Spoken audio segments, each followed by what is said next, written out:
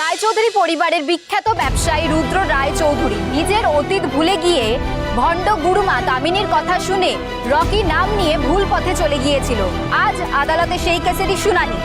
Rocky ভাই আজ শুধু ছাড়া পাক, ছাড়া পেলেই আমরা রকি ভাইকে কাঁধে তুলে নিয়ে যাব। ওই তো উকিল বাবু আছে। উকিল বাবু, আপনি আমাদের এখন সবটা বলুন। মহামান্য আদালত সব ঘটনা শুনে শেষ অবধি কি রায় দিল? রকির ভাগ্যে শেষ অবধি কি লেখা হলো বলুন আমাদের। কোনো চিন্তা নেই, সবকিছু বিচার করে মহামান্য আদালত রকি মানে রুদ্র রায়চৌধুরীর জামিন মঞ্জুর করেছেন। আর আসল অপরাধী দামিনীকে খোঁজা চলছে। মহেশমতি, এসো।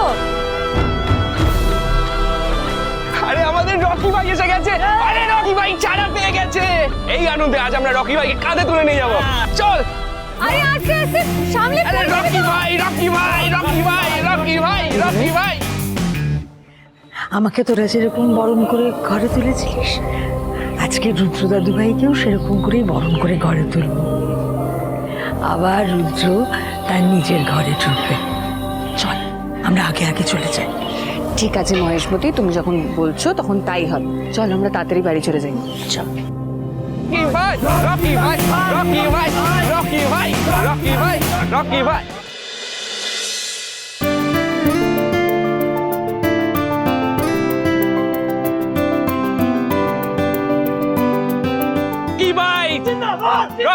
রকি ভাই, রকি ভাই। যাক বাবা, ঘরের ছেলে ঘরে ফিরে এলো। রকি ভাই,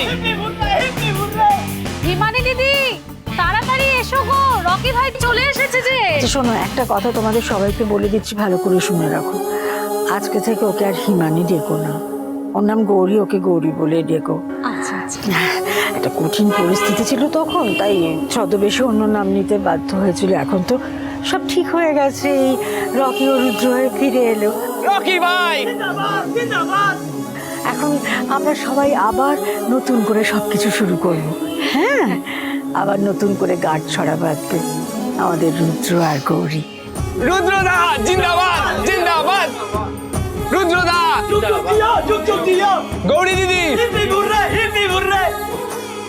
এসো রুদ্র, তোমার নিজের বাড়িতে নতুন করে তোমাকে স্বাগত জানালাম। আজ আমি নিজে হাতে তোমাকে বরণ করে এই বাড়ির ভেতর নিয়ে যাব। এসো। না,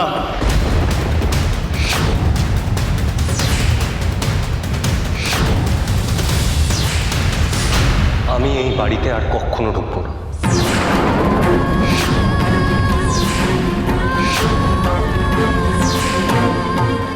মানে এই বাড়িতে ঢুকবে না মানে? এসব তুমি কি বলছো? যা শুনেছো ঠিকই শুনেছো, আমি এই বাড়িতে আর ঢুকবো না।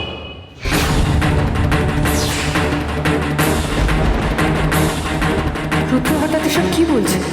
কি হলো ওর হঠাৎ?